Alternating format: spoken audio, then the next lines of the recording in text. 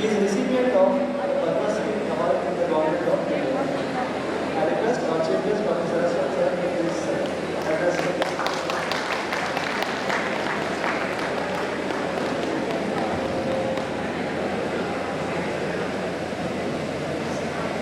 Very good morning. Can you all hear me? There is noise and there is heat. Both are very important and at the right place at the right time. Unfortunately, that is not the place for both of them right now. So if you really want to listen to me, I request the following. Switch off the fans. And also those of you who are interested in talking to your friends and colleagues and have more important business to transact between all of you, you kindly go out and do it, not here. I am here at the invitation of my very, very close friend, colleague. I still see some noise. I still hear some noise.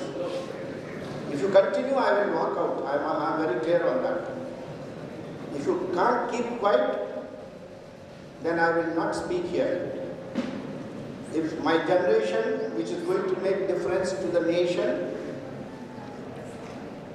cannot demonstrate that discipline of listening when you are coming for a conference, then I am very pained at that. And that's why I mentioned, those of you who have very more important business to transact, please go out and do it not here. And this applies to not only students, but to the professors also. Friends, my very old colleague, Dr. Satish Reddy talked about Indian science, how it has grown post-independence.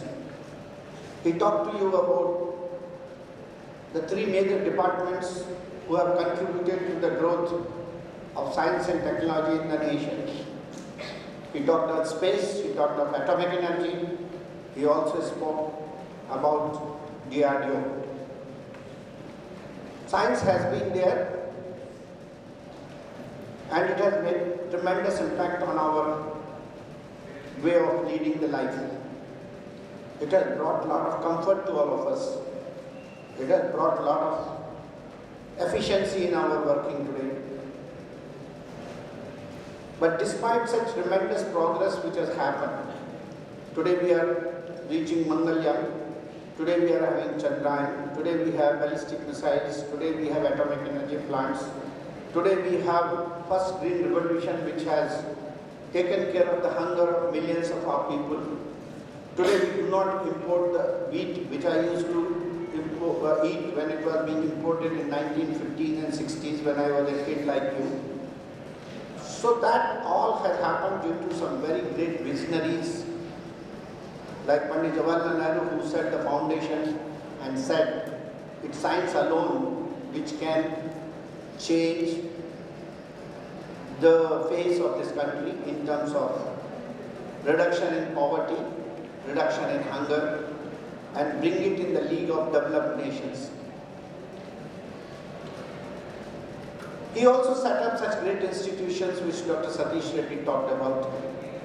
But besides the institutions, it was the vision of some great scientists like Dr. Homi Bhabha, Vikram Sarabhai, Dr. Kalam, Meghnad Saha, our own Swaminathan who did the first green revolution, Job Kurian who brought the white revolution. As a result, India today is the largest producer of milk and its product, dairy products. And we have such capabilities that we are competing in the space launches with the international community. And we have the system by which we are able to develop things at a cost half that of United States of America. I can recall you the story of Prithvi. When Prithvi was started, at the same time, America started a program called America's Tactical Missile System in 1983.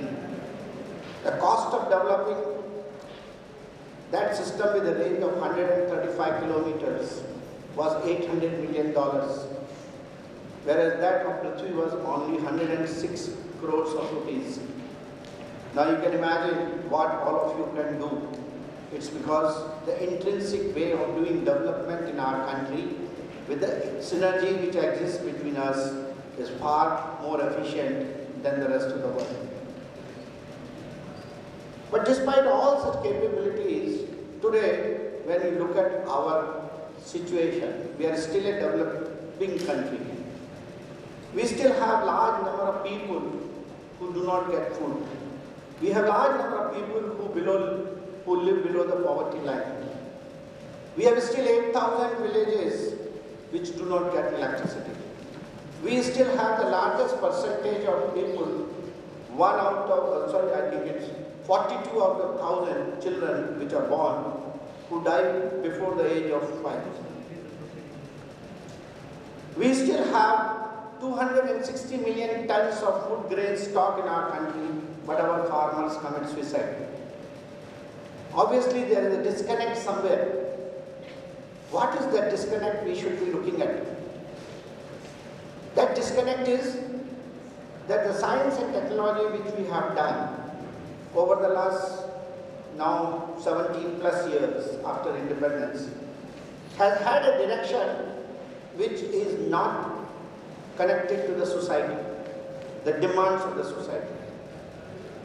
The demands of the society are to bring succor to the masses, to bring capabilities among our people. As an average, we should be able to lead a healthy and good life, which has not happened. Obviously, we have not done our job properly. And in that direction, our Honorable Prime Minister said, just about 2 years back, when he conducted a meeting of more than 35 eminent scientists of this country, he only said, please address them, my esteemed scientists of this country.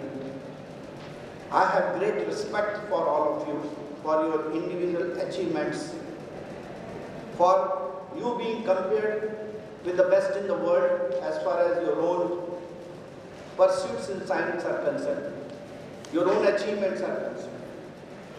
But I mention to you, I request you that you have to do science for society.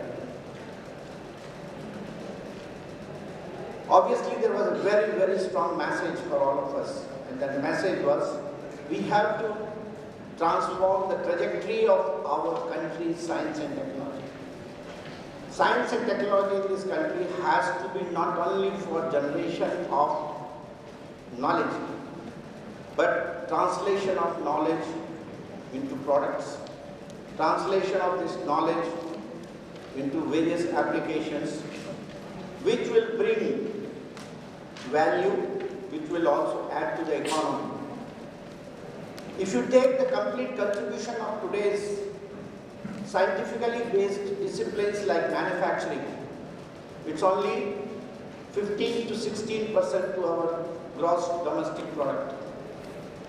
If you take the contribution of agriculture, it's about 19%. If you take the contribution of our service sector, it is 62%.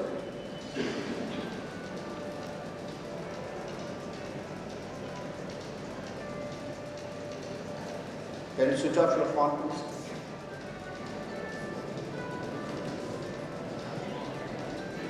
I hope it is not on.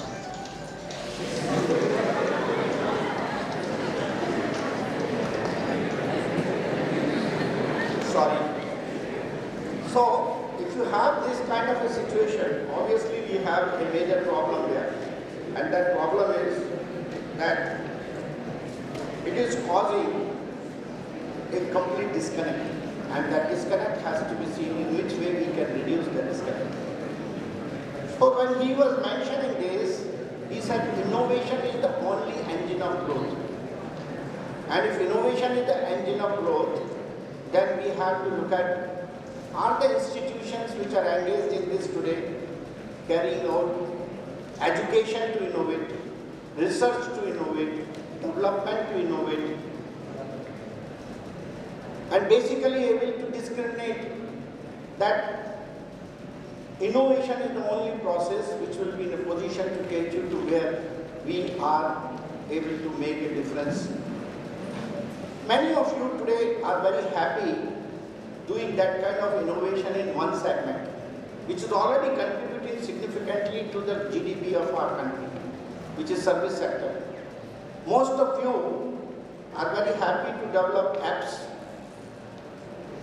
which are nothing but applications which are built on certain already existing software, whether it is for e-commerce or it is for e-governance or it is for e-retail or it is for e-health or it is e-education. Many of them are already working. As a result, more than 3,500 incubation centers have been set up in just last 1 year, and 4.9 billion rupees have been invested in this sector. I don't know, many of you may not be knowing this number.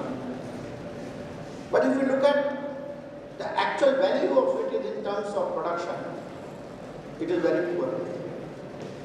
The number of cell phones which we are having today, which are being produced, including the OPPO, which is recently being discussed on the TV media, the value addition is not more than 7%.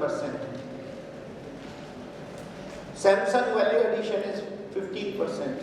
Apple value addition is practically today zero because they have been given the permission to start manufacturing with 100% import for the next 3 years. So if that is the kind of value addition which is taking place, a cell phone like Apple, which is being sold at $500 today in the world market, the manufacturing company gets only $7, whereas the designer gets $350. So where should be your emphasis? Your emphasis should be on design. Your emphasis should be on building systems in that direction. Unfortunately, if you look at our country today, the biggest weakness has always been design. We are not in a position to name even one single unit in any domain, any sector, where we can say that this is an Indian design. As I was traveling today with one of your professors, I don't see Dr. Chaudhary, somebody came to receive me. Everybody is now talking of using the existing tools, existing algorithms, existing thing and building something over and above that. But there is no Indian design. When I want to make a new thermal power plant, in spite of the fact that we have NTPC, we have got many BHELs and so on, we still go and import the next thermal power plant design from outside. Same thing we are going to do when we want to do a next, say, irrigation system. Same thing we want to do when we want to do a new energy system. If I want to take my country from today what it is having in terms of solar energy, the entire solar power plant today is imported from China. The efficiency of the solar cell which you have stagnated at something like 60 to 20%. There is no R&D which is taking us to the real where you can go to 28% or 35%, where already new materials, new junctions are being done. Today you have a conference of energy. Now energy and power, you have put two segments. Energy is a very vast subject because today the emphasis of energy is energy without polluting. Energy which will meet the needs of not present generation alone, but energy is sustainability. That means you should not pollute. You should have the least cost of producing power and energy, and also you should be in a position to do it efficiently.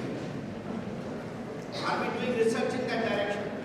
When I was visiting many institutions, everybody is saying how to go make use of this, maybe improve the efficiency of the inverter or a converter, maybe improve the efficiency of distribution.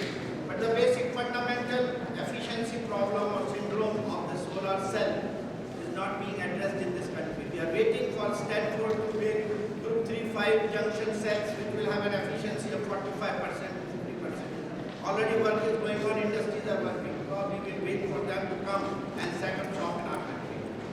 Why I am talking all this? This is because I would like you to change the trajectory of your research. Your research has to be in niche areas which is related to the variety of demands which the society is putting on us today. Today we have high-speed railway coming in with 1967 technology in terms of Shinkansen technology, which is going to be set up between Bombay and Ahmedabad.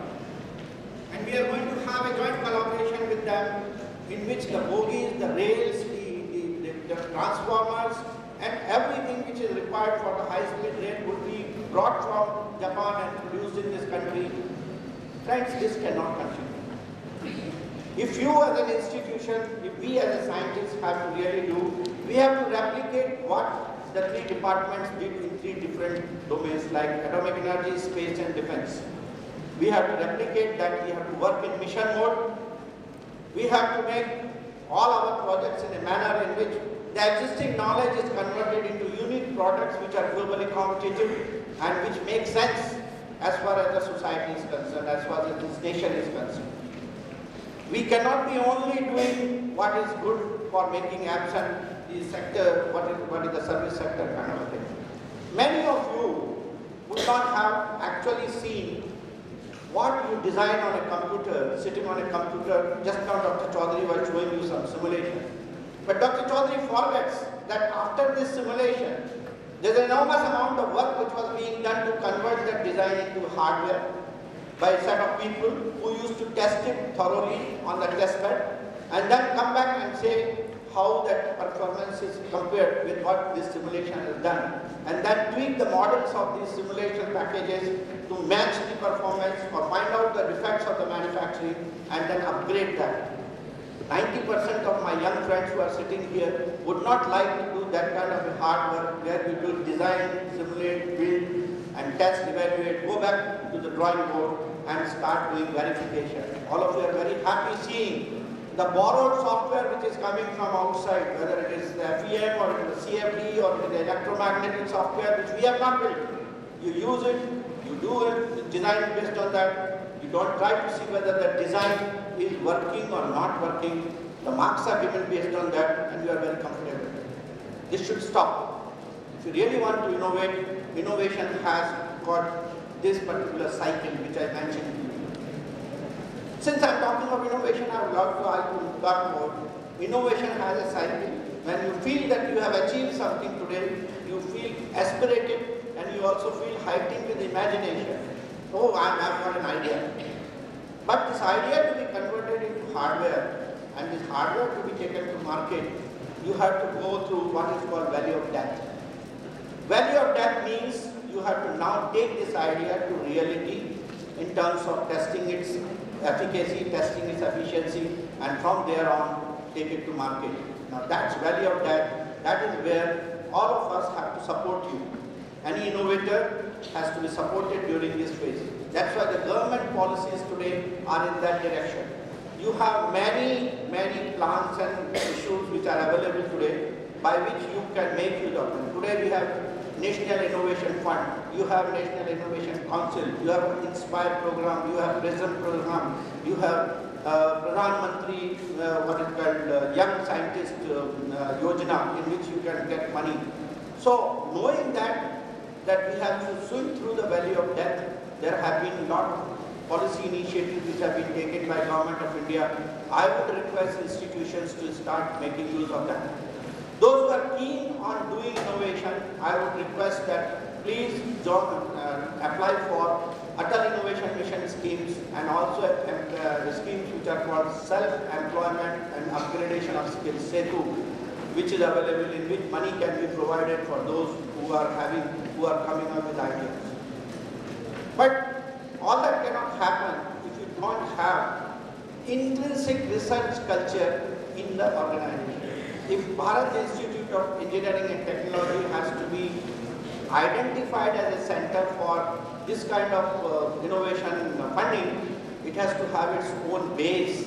That means the faculty here, the students who are in the higher regimes like MTech and PhD, they have to be really working towards some of the new niche areas in which the country needs their effort. And then if you have that, the country is willing to support you. That message I wanted to give you. Energy, power is the main thing today which is required, and this is required in two forms. Alternate ways of generating energy. Renewables have been identified as one of the major sources. And what is the program for that? The program for that is that you have to put 175 gigawatts of renewable energy in the next 5 years. Out of that, 100 gigawatt has to be done in the solar field. Obviously, solar cannot done because you need a lot of space, a lot of land, and of course you need to have industry which will support it, not the Chinese cells, but our own cells, our own panels, our own systems. All this is required. If you have to do that, you have to also go for microgrids, you have to go for other bigger grids and so on. So, the microgrid, intelligent grid, smart energy, smart buildings, smart roadways, smart everything which is integrated with the ICT technology have to be done, and you have to take projects in that direction and come up with solutions rather than waiting for microgrid technology to come from Japan or Germany and we replicating it in numbers, and then what happens, 90% is imported and only 10% we do every addition, and that is mostly in the civil works and not beyond that. It does not take you anywhere, friends. My request to this institution, to all of you who are present here, let us change our trajectory. Let us start thinking ab initio in terms of how to create knowledge and how to translate knowledge through innovation cycle into products and add to the value, add to the GDP, and also solve the problems of the society which I mentioned to you: health, education, agriculture, and so on and so forth. And nothing can be done unless you do some very disruptive technologies which are coming on the forefront. IoT is one segment, robotics another segment, big data analytics another segment. All this is going to happen, and if you work in these areas, you will be able to bring a lot of change to the economy. With these few words, I wish you all the best for your conference, and I hope you will be able to take some decisions and chart out a path for yourself which will be different from others. Thank you very much. God bless you.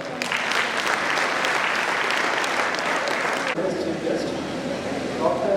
V.K. Saraswat Garu is an Indian scientist who formerly served as the Director General of Defence Research and Development Organization and the Chief Scientific Advisor to the Indian Ministry of Defence. He retired on 31st May 2013 and presently member of NITI Aayog, that is the Planning Commission of India. Dr. Saraswat is a key scientist in the development of Prithvi missile and its induction in the Indian Armed Forces. He is recipient of the Padma Shri Award from the Government of India. I request our Chief Guest, Dr. Saraswat sir, to please address the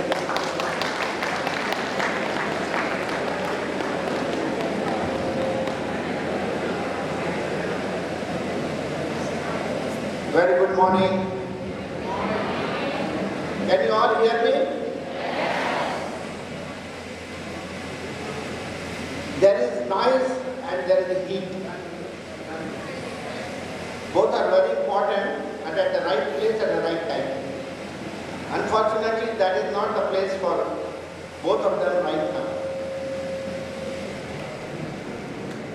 So if you really want to listen to me, I request the following. Switch off the fans. And also those of you who are interested in talking to your friends and colleagues and have more important business to transact between all of you, you kindly go out and do it, not here. I am here at the invitation of my very, very close friend, colleague. I still see some noise. I still hear some noise. If you continue, I will walk out. I am very clear on that. If you can't keep quiet, then I will not speak here. If my generation, which is going to make difference to the nation, cannot demonstrate that discipline of listening when you are coming for a conference, then I am very pained at that. And that's why I mentioned, those of you who have very more important business to transact, please go out and do it, not here. And this applies to not only students, but to the professors also. Friends, my very old colleague, Dr. Satish Reddy talked about Indian science, how it has grown post-independence. He talked to you about the three major departments who have contributed to the growth of science and technology in the nation. He talked about space, he talked of atomic energy, he also spoke about DRDO. Science has been there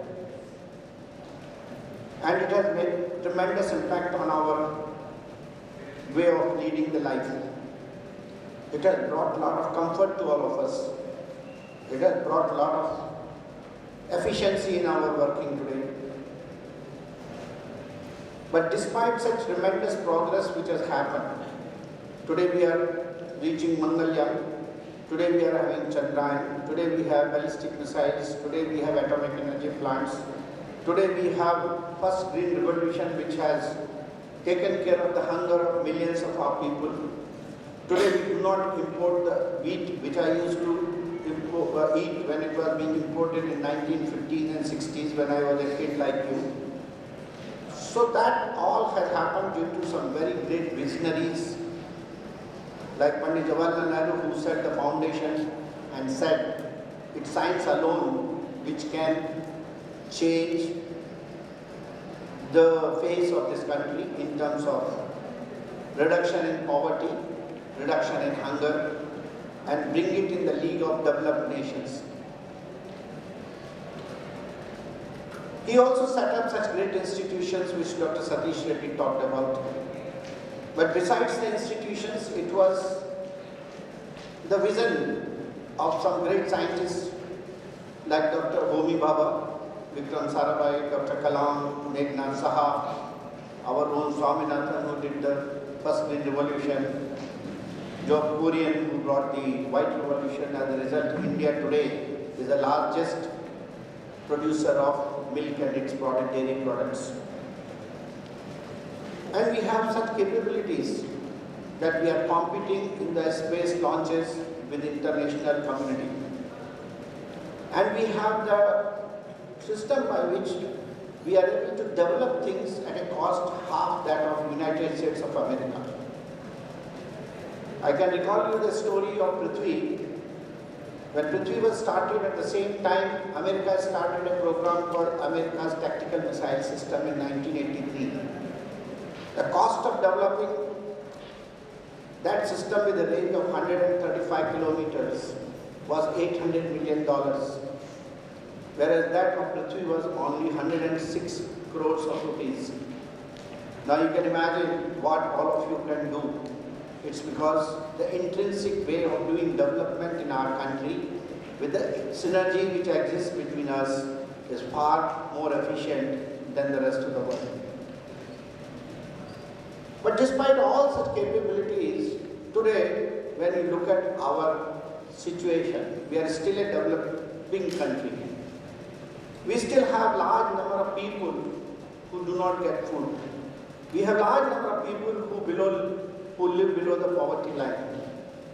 We have still 8,000 villages which do not get electricity. We still have the largest percentage of people, 42 out of 1,000 children which are born who die before the age of 5. We still have 260 million tons of food grain stock in our country, but our farmers commit suicide. Obviously, there is a disconnect somewhere. What is that disconnect we should be looking at? That disconnect is that the science and technology which we have done over the last now 17 plus years after independence has had a direction which is not connected to the society, the demands of the society. The demands of the society are to bring succor to the masses, to bring capabilities among our people. As an average, we should be able to lead a healthy and good life, which has not happened. Obviously, we have not done our job properly. And in that direction, our Honorable Prime Minister said just about 2 years back, when he conducted a meeting of more than 35 eminent scientists of this country, he only said, please address them, my esteemed scientists of this country. I have great respect for all of you, for your individual achievements, for you being compared with the best in the world as far as your own pursuits in science are concerned, your own achievements are concerned. But I mention to you, I request you that you have to do science for society. Obviously, there was a very, very strong message for all of us, and that message was, we have to transform the trajectory of our country's science and technology. Science and technology in this country has to be not only for generation of knowledge, but translation of knowledge into products, translation of this knowledge into various applications, which will bring value, which will also add to the economy.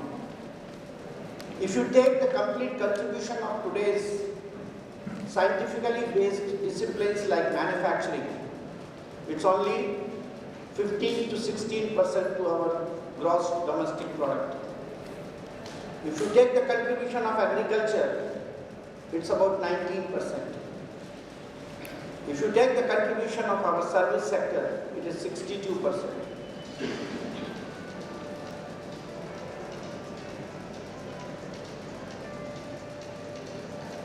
Can you switch off your phone, please?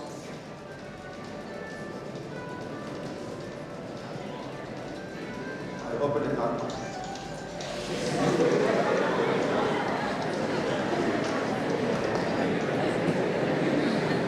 Sorry.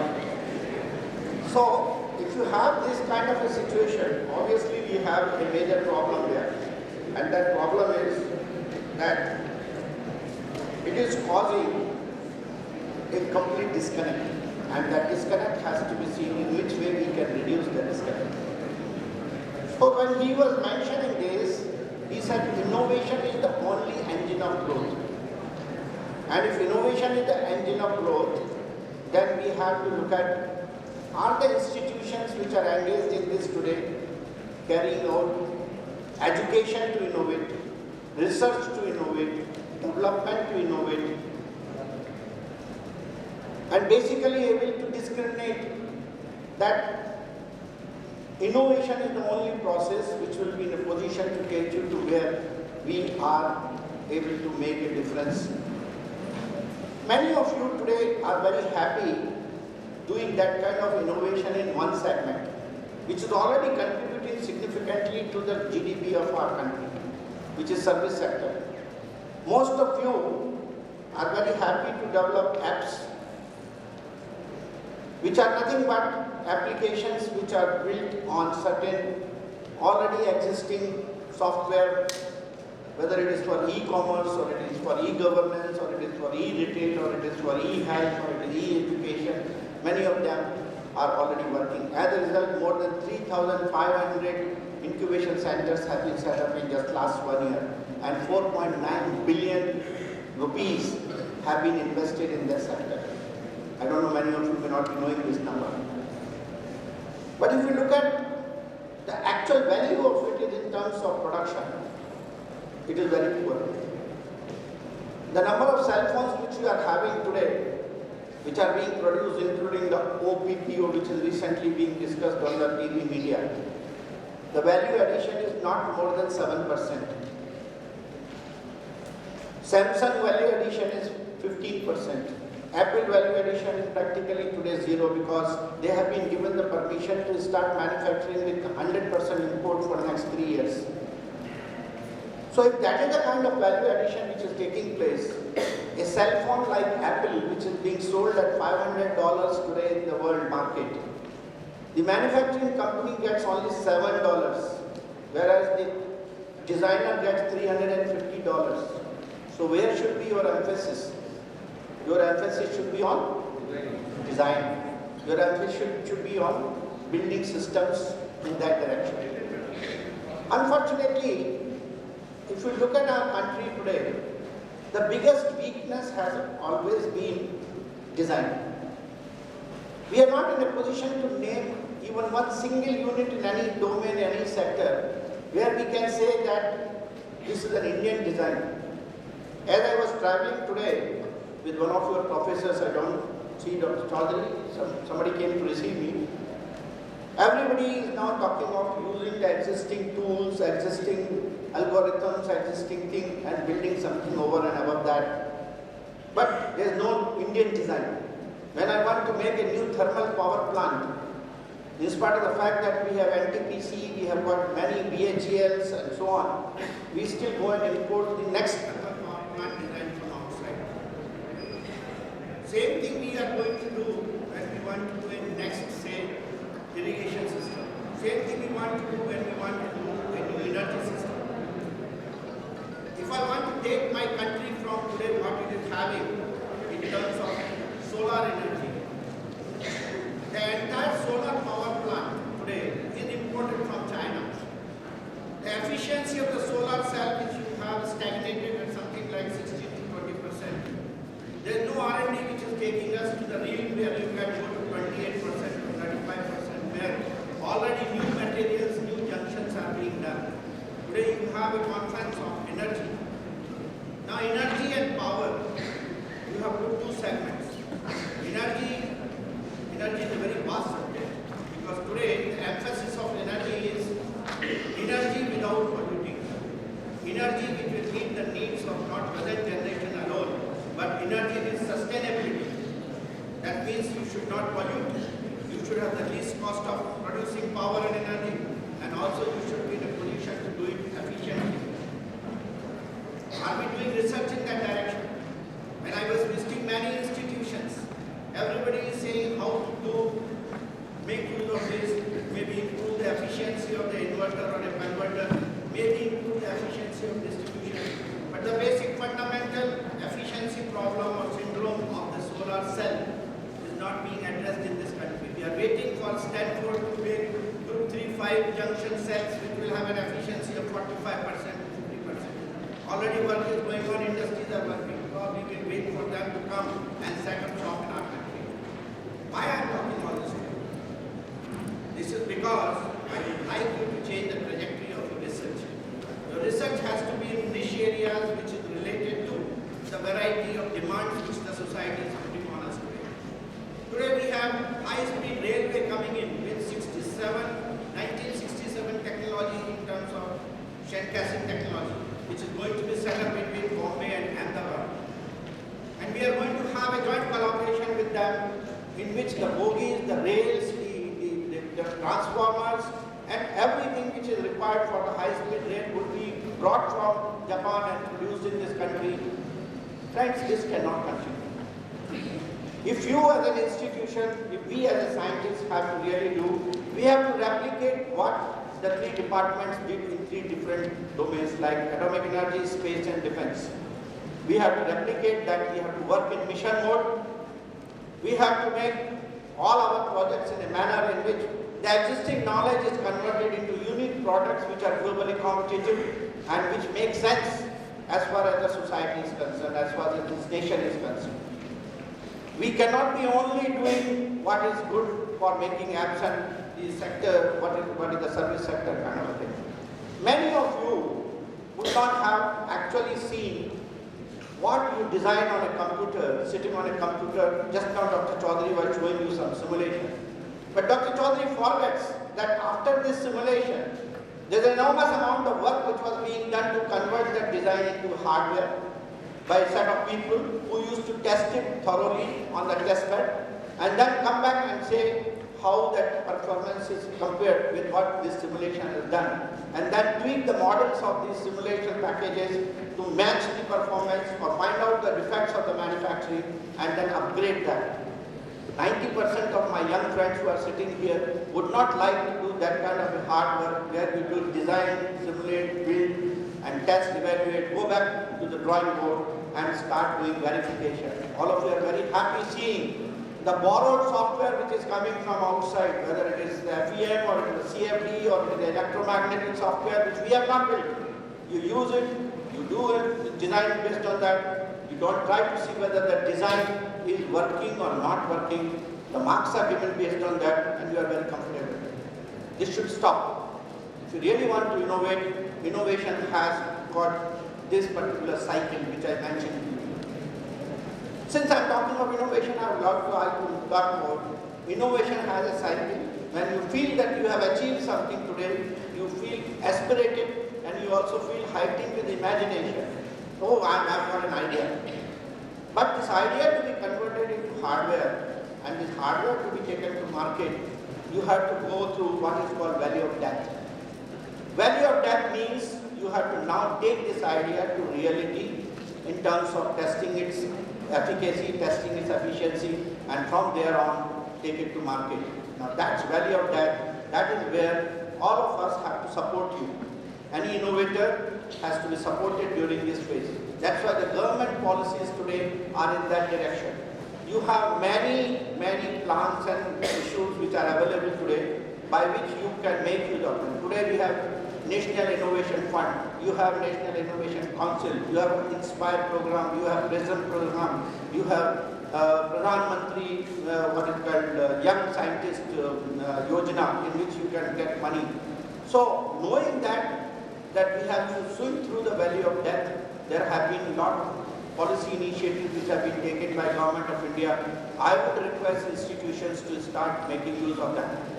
Those who are keen on doing innovation, I would request that please apply for Atal Innovation Mission schemes and also schemes which are called self-employment and upgradation of skills, SETU, which is available, in which money can be provided for those who are coming up with ideas.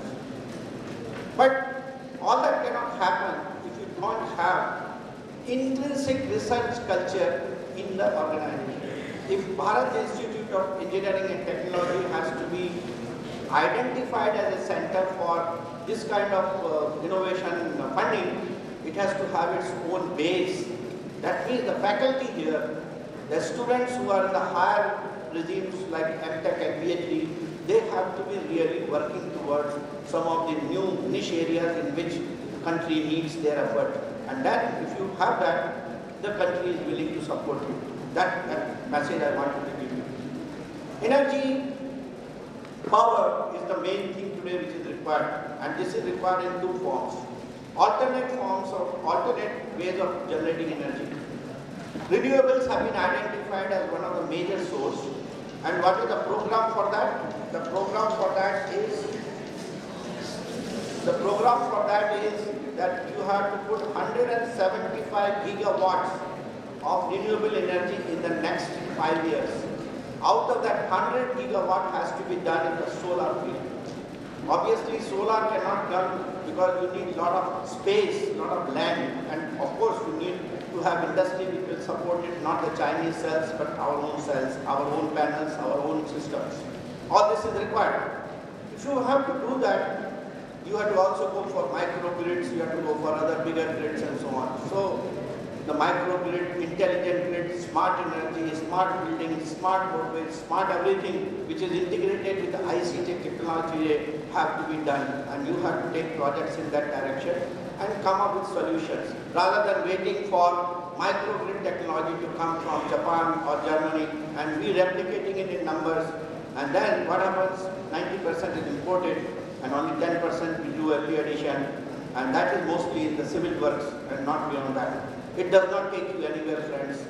My request to this institution, to all of you who are present here, let us change our trajectory. Let us start thinking ab initio in terms of how to create knowledge and how to translate knowledge through innovation cycle into products and add to the value, add to the GDP, and also solve the problems of the society which I mentioned to you: health, education, agriculture, and so on and so forth. And nothing can be done unless you do some very disruptive technologies which are coming on the forefront. IoT is one segment, robotics another segment, big data analytics, another segment. All this is going to happen, and if you work in these areas, you will be able to bring a lot of change to the economy. With these few words, I wish you all the best for your conference, and I hope you will be able to take some decisions and chart out a path for yourself which will be different from others. Thank you very much. God bless you. Dr. Lakshmi Narayan, please come on, guys. We are releasing the proceedings. I request the deputies to please release the conference proceedings.